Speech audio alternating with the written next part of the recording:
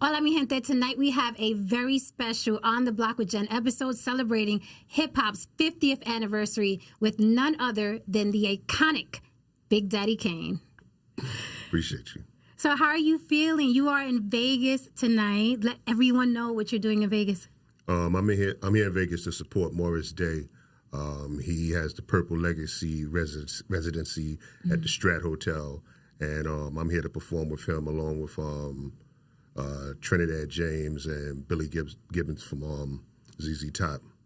Nice. So you gonna hook me up? Extra ticket? Are you? I got you. Okay. Yeah, bring your crew out. All right. Okay. So let's get into it. 50 years now. I know a lot of people even debate that. There's a debate on it's not 50 years old. It's older. It's younger. What do you feel about that when you hear the number 50? Are you cool with it being the 50th anniversary? I mean, I'm fine with it. We live in a world, social media world where, everybody wants to debate something because they actually have a voice where other than the person next to them can hear what they're saying or see what they're saying. Right. So everybody wants to debate everything. Me personally, I'm fine with them saying 50 years because of me, the understanding that I have. Mm-hmm. People look at certain things a little differently because of other DJs that did things before Herc. Right.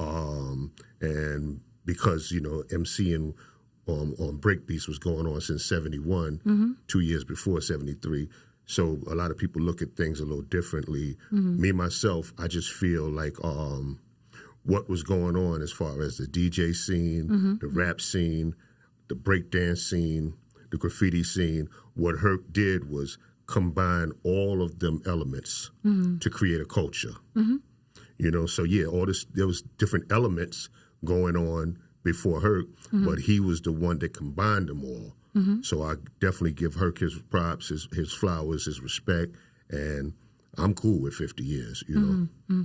What do you think about the state of hip-hop today? It's very, very controversial, probably more controversial than it's ever been if you think about the beef, the quote-unquote whole culture. What do you feel about that? I think that right now in hip-hop, when you say beef, what do you mean?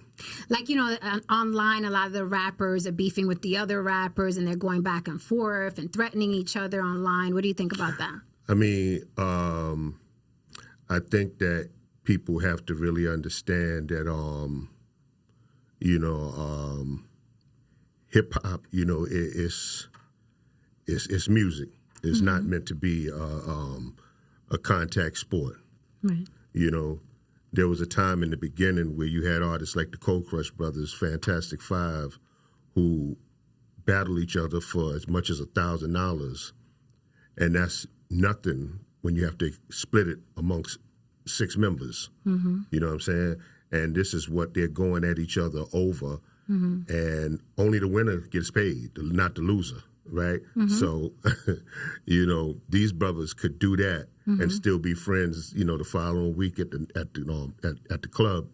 I don't understand why, whatever type of drama you have or, animosity you may have against another rapper, you can't just take it out on wax. Like in a real hip-hop fashion, it shouldn't be a contact sport. Kane, I couldn't find one person to say a bad thing about you. Everyone loves you. How are you able to remain so neutral in an industry that can be grimy behind the scenes? If we keep it real, the business can be grimy. How do you stay so neutral? Like, no one had anything bad to say about Kane. I find that amazing in this business. Well, for one, I don't have a problem humbling myself. If someone is trying to teach me or give me game, I'm listening. Even if it's a young person. Just last night, I stood in the lobby at a hotel for, I want to say, a good 30 minutes, listening to what Trinidad James had to say, because I thought that, it was knowledgeable. I thought it was great information to hear from a younger perspective. And, I don't have a problem humbling myself. And then more importantly, when it comes to like those type of situations, like how dude got caught up, I don't do the chatty patty shit at all. I don't do that.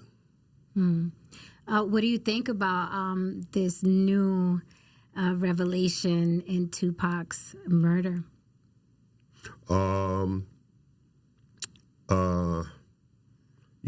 It's like, unfortunately, Afeni is not here to see justice.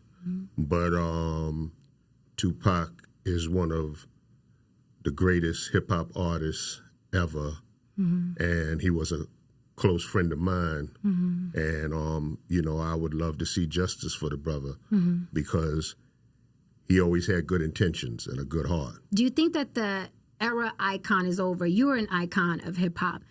Do you think that now the business is saturated and in 20, 30, 40, 50 years, we won't be talking about icons like the way we talk about you and Rakim and KRS-One, et cetera? Do you think that the era of the icon is over for hip hop? I don't know. I know that right now, everything is, you know, kind of resembles fast food in hip hop, but I can't sit here and say that the era is over, you know, because, you know, even though they're not new artists, J. Cole, I believe, is going to be an icon. Kendrick Lamar, I believe, is going to be an icon. You know, there are certain artists that I believe have that about them, that, you know, their music is going to be remembered. Because, you know, the thing we got to keep in mind is, like, what we remember from 20, 30 years ago is what we grew up to. Correct. So this younger generation, what they grew up to that has state power will be remembered. And that artist will be respected for his talents. Okay. You know, yeah. Let's get into a little bit of the history. Let's get a little controversial. You know, I'm Puerto Rican. You know, I would say maybe at the beginning of the year, there was a lot of controversy about Puerto Ricans contributed. They were visitors. What do you feel? You were there. You were actually there. No, I wasn't there. You weren't I wasn't there? No, I wasn't there. So you don't consider yourself there at the beginning? No, not at all. Okay. I would probably call myself maybe like third generation. Oh, okay. You know, because, I mean, you have the era with Furious Five, Fantastic, Cold Crush, and then you have like the Run DMC, Houdini, LL era, and I believe that I'm the era after that. You know, myself, Rakim, KRS, Public Enemy. You know. So you're like, I'm not that old now. I'm not. Yeah, watch your mouth.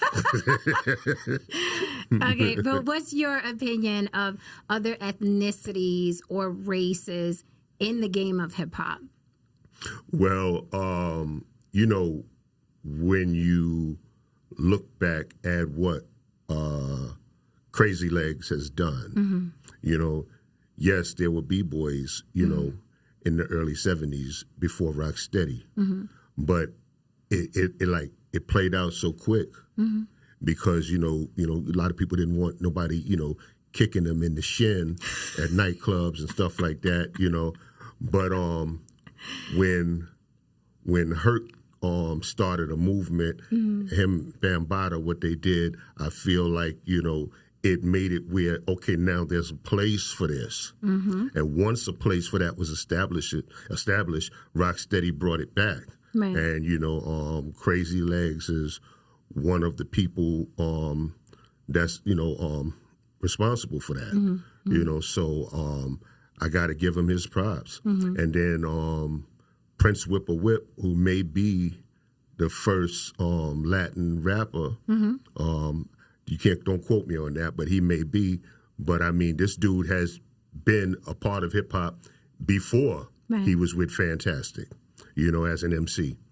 So he's a Puerto Rican that's been doing his thing. And then when you look at DJ Junebug, I mean, you know, yeah, man, you know, Charlie Chase from Cold Crush, you know, these are Puerto Ricans that was there from the beginning, you know. So yeah, there's a lot of, you know, Latinos that was involved, and I've always respected them as part of the culture, you know.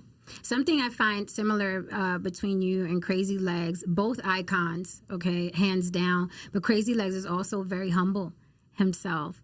That's very similar between you and him. And he's also managed to, you know what I mean, stay out of trouble. Do you think that now with the youth, because I know you think that the youth has to be, you know what I mean, embraced and listened to, right? You have to sort of pass the torch.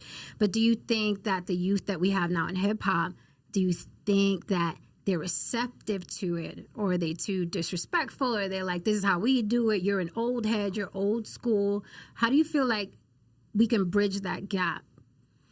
I think that, it's a matter of younger artists and older artists performing together. But I think that it really only works like award shows, like concerts. It's going to be difficult because there's going to be an older generation that's not going to want to come if there's new artists, Right. and there's going to be a younger generation that's not going to come if it's older artists. Right. So take the BET Awards, for example. Jesse Collins, Kid Capri, they did such an amazing job of assembling the lineup, where you went from generation to generation, coast to coast, and you had younger generation had an opportunity to see 90s hip hop, to see 80s hip hop, to see 70s hip hop with the Sugar Hill Gang, and with all of that being in the same room and being able to be backstage, I had an amazing conversation with Lola Brooke, amazing conversation, man. And I think it's that type of thing that makes it work, where you're in the same room, you can connect with each other on an artist level, and really give them game. When I first came into the game, one of the first people to talk to me was Jalil from Houdini. Oh, wow. They've been rocking from the early 80s, and now here I am, late 80s, and I sit down in this dude hotel room, and he giving me game about everything about the industry, who to watch out for, what to watch out for, things of that nature. When I got with Rick James, I'm sitting there, thinking that, we're going to wild out and have a good time with some girls and stuff. And first thing Rick did was sit down and want to give me game about the industry. Wow. And and I was receptive, humble myself, listen. And, when you can connect with a younger brother and do that, beautiful. Do you think that the younger artists pay homage to the older artists? Some do. Some do. I have a documentary that I shot, and something that J. Cole said in the documentary, like, really, touched my heart. And he started off by explaining that he didn't grow up listening to me. He said he grew up listening to Jay-Z and Tupac. He said, but from listening to Jay-Z and finding out who influenced Jay-Z, it made him go back and listen to me. Okay. But he said some real deeper stuff. I'm not going to say that y'all can see that in the doc. But we will watch it. We will watch it. No. That was just my shameless plug. There are artists that look to the generation before them, and some that look to the generation maybe 2 or 3 generations down. Right. And show love. There's some, Conway the Machine. We chopped it up. Beautiful. Like, okay. I felt like I knew that dude for 20 years. The first time I met him. Nice. Yeah. Taking it back to Lola Brooke, the women in hip hop. We can say, some people are calling it whole culture, right? Not all the girls are half naked. Not that there's anything wrong with half naked, if that's the gimmick. But what do you feel sitting in an audience and watching all these young girls on stage twerking and rapping about sex? And not that they're the first. This is long time coming, I guess you can say. But what do you think changed? Why are all the women, or most of the women, are like, this is the way to get in, get noticed really quickly? Who you think is at fault? I would say labels, the media, and may even be, some political powers that's involved. May even be. I'm not one of them conspiracy theorists, so I don't really like going that route. But a lot of stuff that I've noticed, maybe even be some political powers involved, But as far as I'm concerned, I grew up, in a way where when we home, my mom's, play some Isley Brothers, some Teddy Pendergrass. but when we're away, she might be listening to some Millie Jackson cursing her ass off. You know what I'm saying? I grew up, riding around the streets, blasting some Public Enemy, blasting some KRS-One. But in the crib, I'm listening to Cool G rap. Right. I'm listening to NWA. So I mean, the two sides have always existed. It's really a matter of what you are going to cater to. Right. And I don't, I try not to look down on nobody because of the direction they take. I be concerned for them. I pray for them. But at the end, I wish them the best. The Quran tells you to live your life as righteous as possible, and you will be penalized or rewarded for your ways and actions. So that's your thing. That ain't my concern.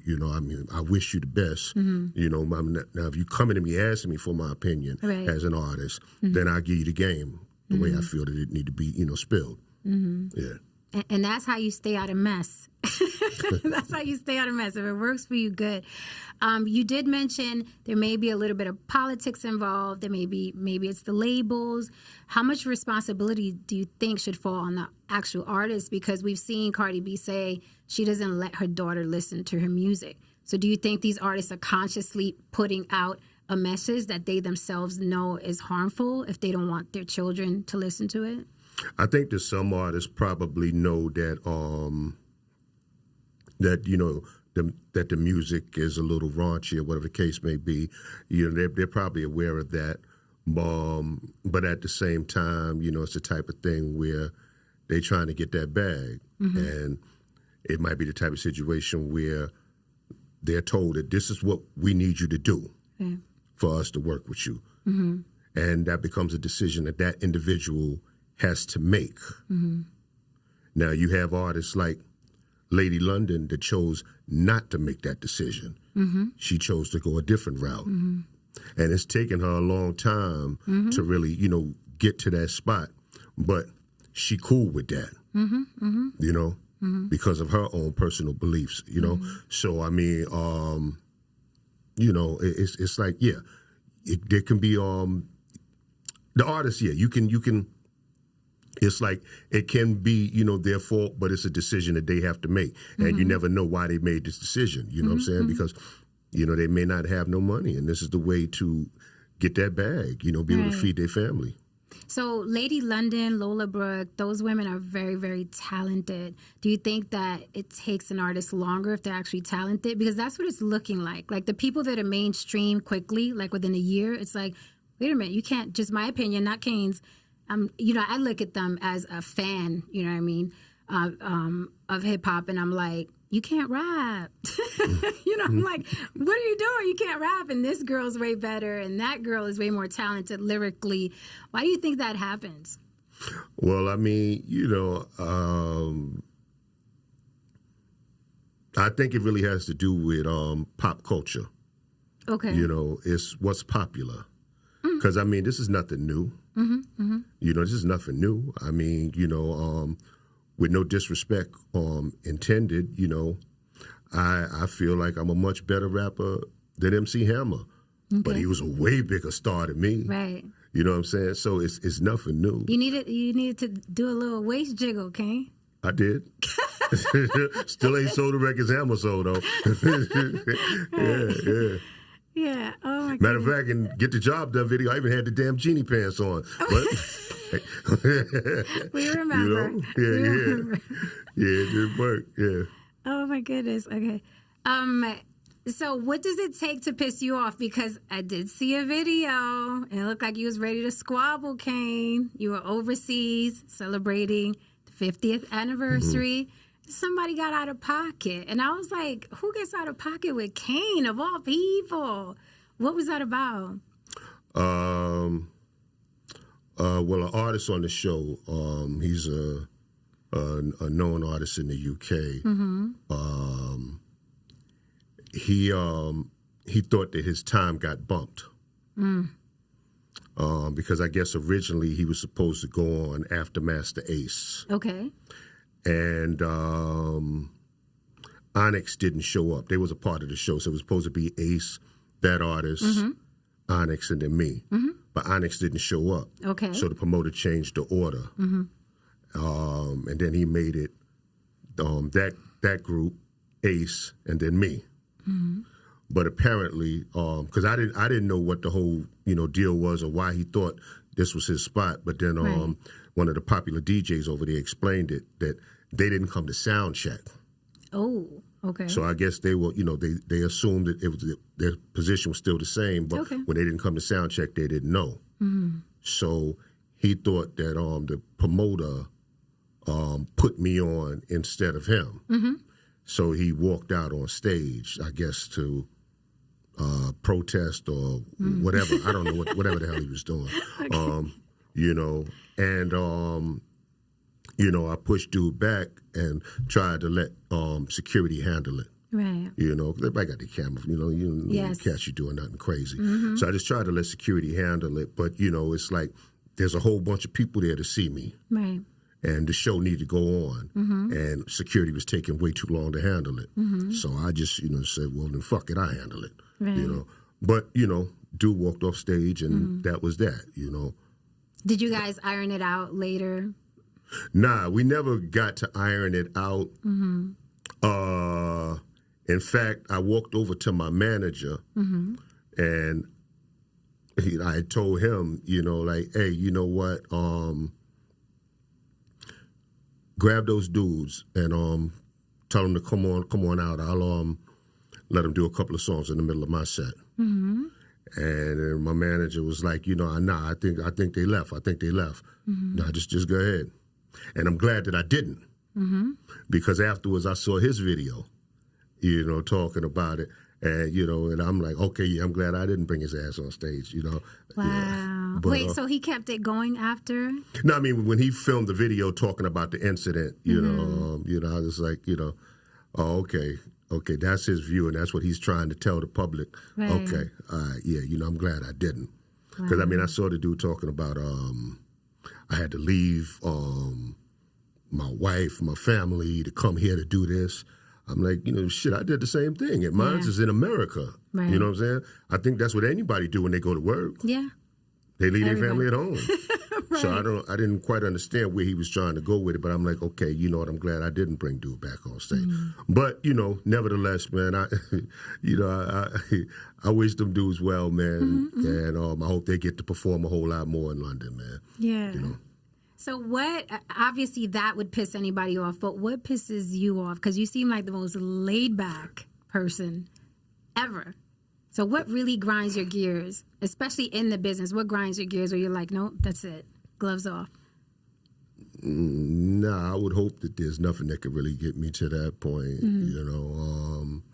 With me, it is what it is until it ain't what it ain't, Looking back at your career, is there anything that you would have done differently? Was there an opportunity that you didn't take? Was it something you said and shouldn't have? Is it something you did and shouldn't have? Or something you wish you did?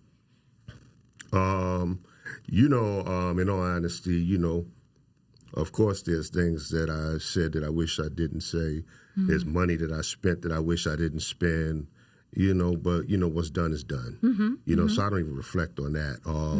I try to focus more on whatever's left. I mean, at 55, I may have 20, 25. Who knows? Maybe even 30 years. Left. Above ground. But I try to focus on that. What happened? I can't change that, so you don't need even reflecting on it, Yeah. Are you still having fun? Like you're traveling constantly, you're performing constantly. Do you still have a passion for it? Do you wish it was different? Do you still love it? I still have fun. I still have and especially it's always great to see your peers get out there and bump into MC Light, bump into Dougie Fresh, KRS-One. I love that. Sitting down cracking jokes with Kwame or Kumo D, stuff like that. I love, and then meeting new artists that I like.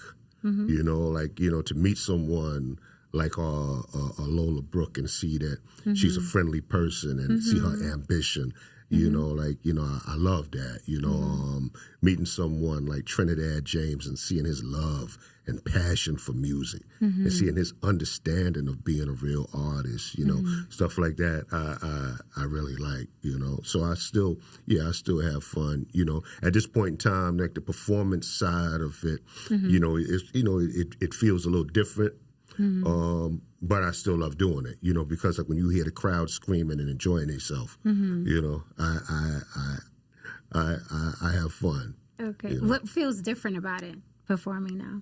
Well, you know, you know, I'm a lot older now. You know, the music is older, so you know, people ain't teenagers no more, so they don't wild out like they did in the '80s. You know what I'm saying? They're more, you know, but it's cool though. Right. It's cool.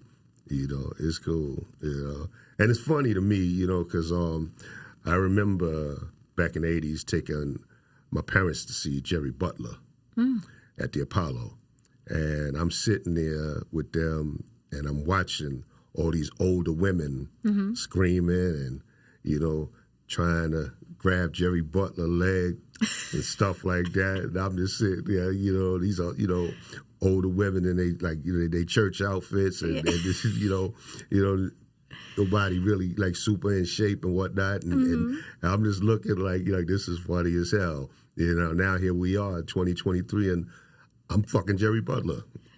You know what I'm saying? I'm Jerry Butler now. You know? Yeah. They still scream for you though, Kane. Yeah. That's what I'm trying to say. That's what I'm trying to say. But it's like, you know, I'm looking at an older audience and and it's always funny to me because I think about that time when I took my parents to see Jerry Butler. Right. You know? Yeah. Wow. So if you weren't doing this, what would you be doing, you think? You know,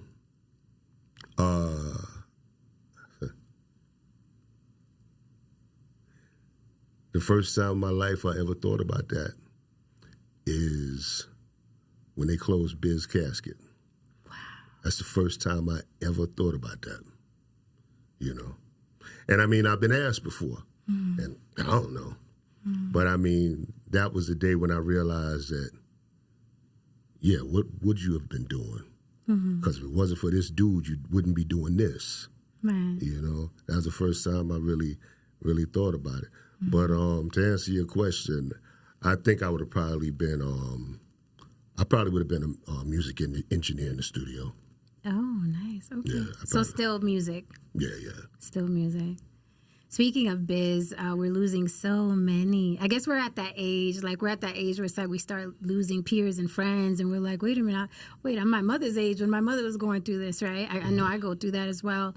How would you like to be remembered? You know, in all honesty, being remembered is enough. You know, hopefully as a good person, hopefully as a humane person, you know, hopefully as a dope lyricist. But, you know, being remembered is enough, man. That's beautiful.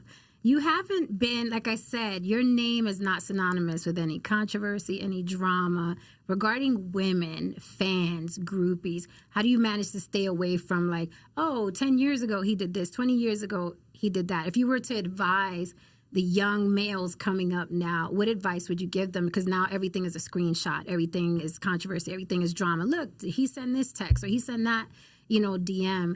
What would you advise them? Because you've stayed away from it. So what would you advise the young guys coming up now? I tell them that you don't have to tell everybody your movement.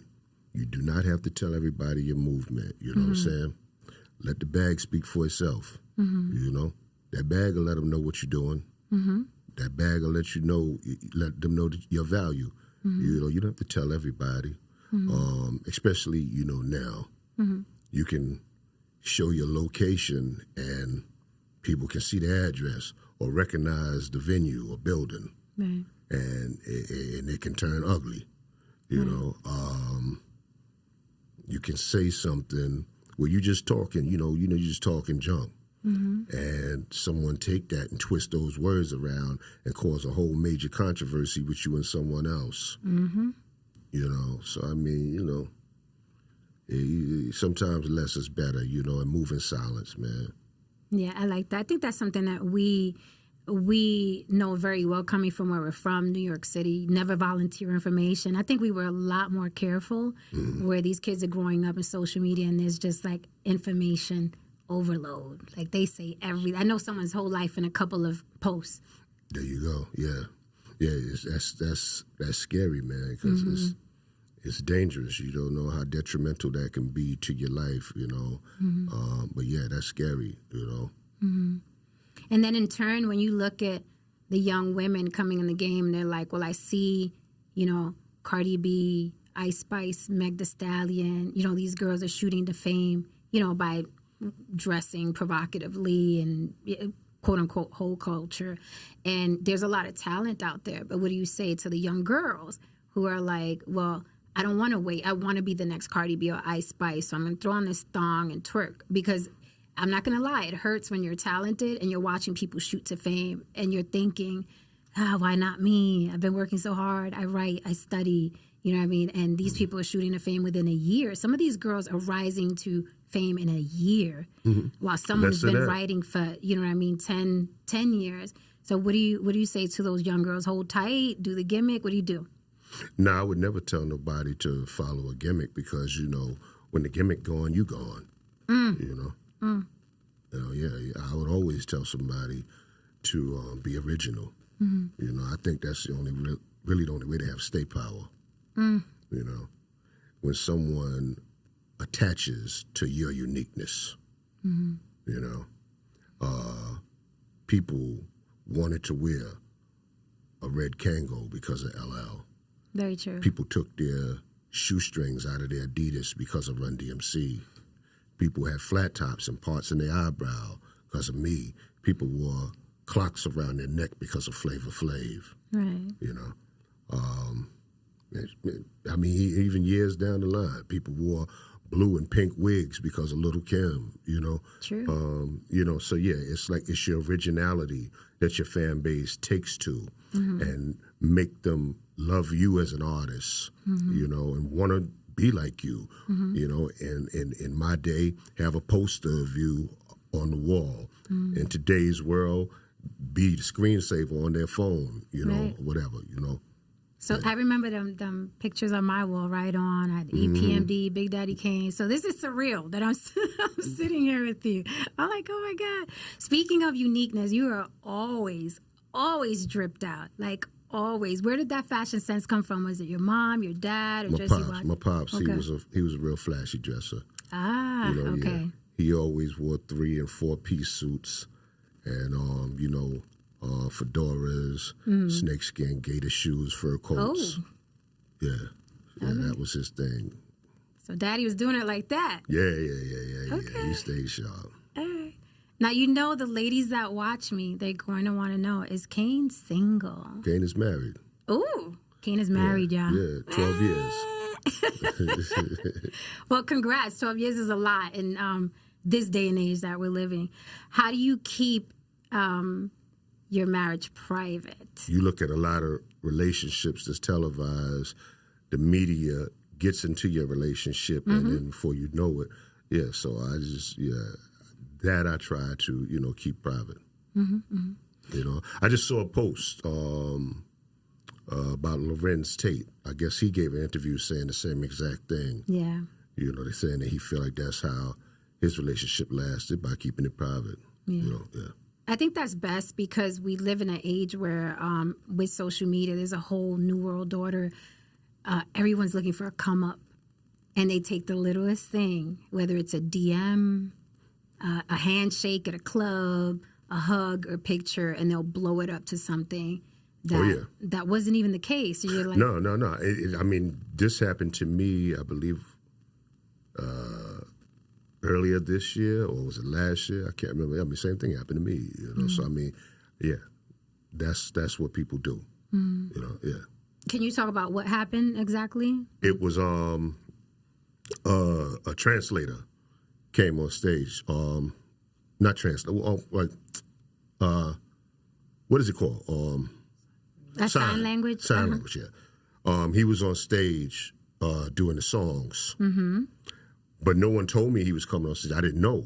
I just looked to the right and saw a dude on stage. And whenever I saw someone doing sign, you know, they're normally standing there moving their hands. Right. Dude was like this, you know, jumping around. And so I thought that it was just someone from the crowd, you know, fanning out, having a moment. Right. And I pushed him off the stage and started doing the song again. And I looked, he done came back on.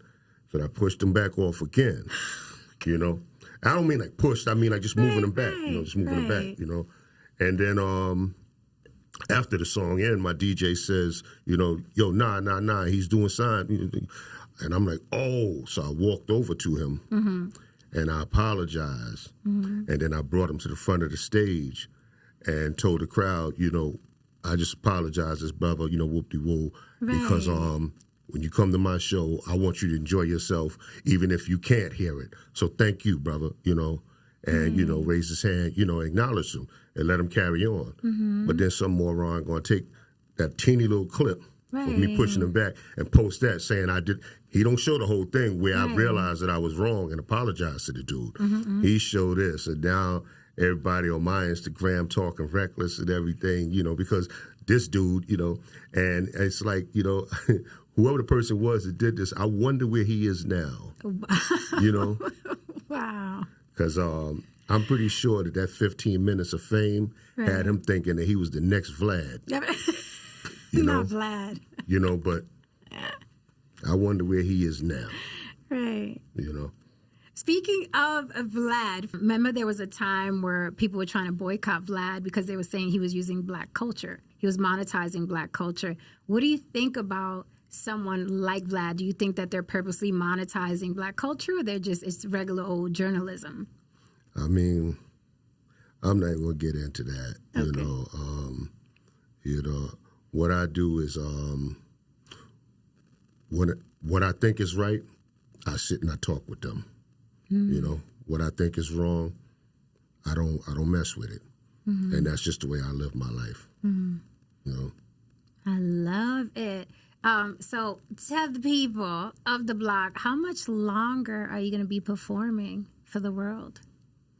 Until my body tell me I can't. Ooh. You know. There's so many other things that I'm getting into and venturing into, but even, you know, as that takes off, I still, you know, want to, please hip hop fans, you know, because this is my life. This is how I came to be. And we still want to see you. So yeah. And you're acting now too.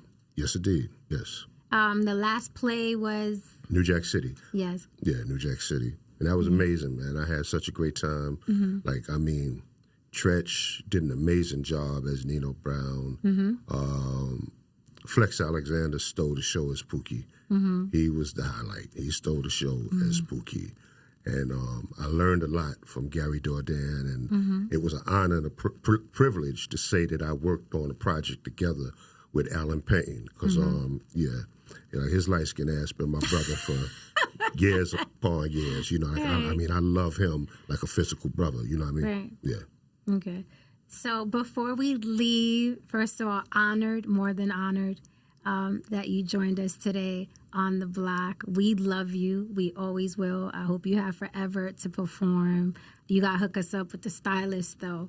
You got to hook us up. Tell the people one more time what you're doing tonight in Vegas so they know. And please let us know when's your next performance and where. Well, I'll be at the Strat Hotel here in Las Vegas with the legend Morris Day for the Purple Legacy concert.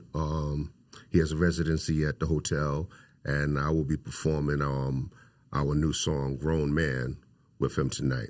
Thank you so much. My pleasure.